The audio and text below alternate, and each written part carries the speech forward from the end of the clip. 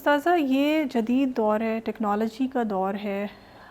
ہم دیکھا کرتے تھے پہلے کہ کبھی کبھی ٹی وی کے اوپر کچھ پروگرامز آتے تھے جو سب فیملی مل کر دیکھتی تھی، اور جو کوئی بھی دیکھ رہا ہے ہر ایک کو پتہ ہوتا تھا اور سب مل جل کے انجوائے کیا کرتے تھے۔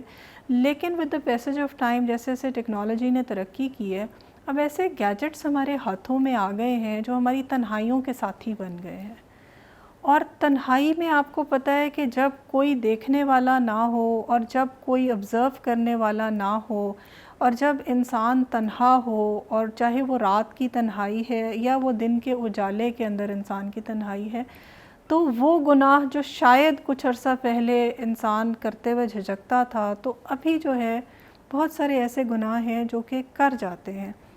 تو استاذہ یہ تنہائیوں کے اندر اللہ کی نظروں کا احساس جو ہے یہ کس طرح سے محسوس کیا جائے؟ یہ شاید آج کے وقت کی بہت بڑی ضرورت بھی ہے، اور ہمیں سمجھنے کی بھی ضرورت ہے، اور اس کے لیے شاید ایفرٹس بھی کرنے کی ضرورت ہے۔ تو استاذہ قرآن ہماری اس کے بارے میں کیا رہنمائی کرتا ہے؟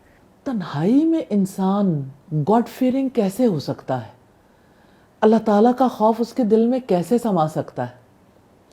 مجھے ضرور آپ سے ایک منظر شیئر کرنا ہے، وہ منظر جو ایک باپ اپنے بچے کے دل و دماغ میں بٹھا رہا ہے۔ اور منظر بھی کیسا ہے؟ ایک چھوٹا سا ذرہ ہے جو کبھی کسی چٹان کے نیچے ہے۔ بچہ سوچتا ہے چٹان کے نیچے کا ذرہ ہے، پھر کبھی وہ زمین پہ پڑا نظر آتا ہے، کبھی وہ آسمانوں میں گردش کرتا ہے، خلاؤں میں، فضاؤں میں، سیاروں کے درمیان، اور پیچھا کرتے کرتے کرتے ایک بچہ محسوس کرتا ہے یہ ذرہ تو کہیں چھپ نہیں سکتا۔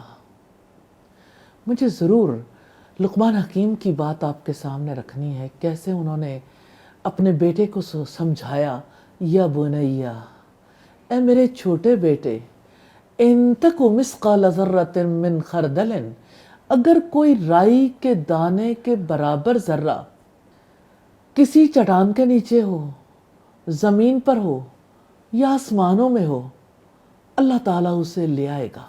سبحان اللہ، کیا مثال ہے! بے شک اللہ تعالیٰ لطیف بھی ہے، باریک بھی ہے، پوری خبر رکھنے والا۔ میں جب اس کو امیجن کرتی ہوں نا تو میری عقل دنگ رہ جاتی ہے کہ ایک ذرے کے پیچھے بچے کا دماغ لگا دیا۔ ایک بچہ بھی اس سے سیکھ سکتا ہے، نوجوان، بزرگ تو بہت عمدہ طریقے سے اسے امیجن کر سکتے ہیں۔ کتنا چھوٹا سا ہوتا ہے رائی کا دانہ! رائی کا دانہ ہے، کہیں چھپنے کے لیے جگہ تلاش کر رہا ہے، پتھروں کے نیچے، نیچے نیچے نیچے اور نیچے، کہاں چلا جائے؟ جہاں بھی جائے گا اللہ تعالیٰ کو موجود پائے گا۔ یہی چیز تو آج اپنی نسلوں کو سکھانے والی ہے کہ کہیں کوئی مقام نہیں جہاں کوئی اللہ تعالیٰ کی نظروں سے چھپ سکتا ہے۔ کہاں جائے؟ اس زمین پر چلا جائے جو اللہ تعالیٰ نے نہیں بنائی، جہاں اللہ تعالیٰ کی نظریں دیکھتی نہیں ہیں، اور وہ کوئی زمین نہیں ہے۔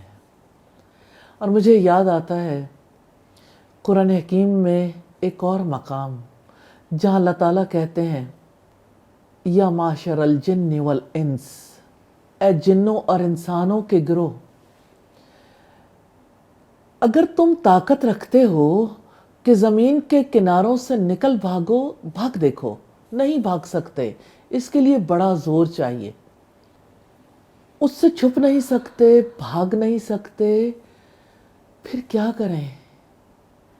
سرنڈر کر دیں، سر جھکا دیں، مان لیں، وہ دیکھتا ہے، حساب لے گا۔ جب ہم اس کی نظروں میں ہیں، انسانوں کی نظروں میں ہوں، تو ہمارا رویہ بدل جائے، تو مالک کائنات کی نظروں سے کیوں نہ رویہ بدلے؟ تبدیلی یہیں سے آتی ہے، یہ تبدیلی کا نقطہ آغاز ہے۔ یہ یقین صبح و شام مسلسل دلانا چاہیے، اس کی وجہ سے انسان کی زندگی میں بہت تبدیلی آ جاتی ہے۔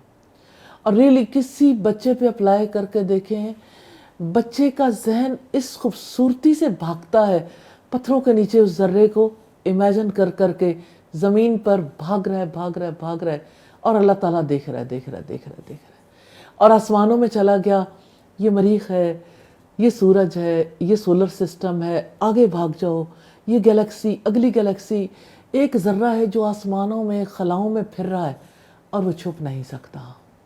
تو بندہ بھی چھپنا چھوڑ دیتا ہے، کیونکہ وہ جانتا ہے کہ میری تنہائی میں جہاں مجھے کوئی نہیں دیکھتا میرا رب دیکھتا ہے۔ ریلی یہ بہت بڑی تبدیلی کے لیے نقطہ آغاز ہے۔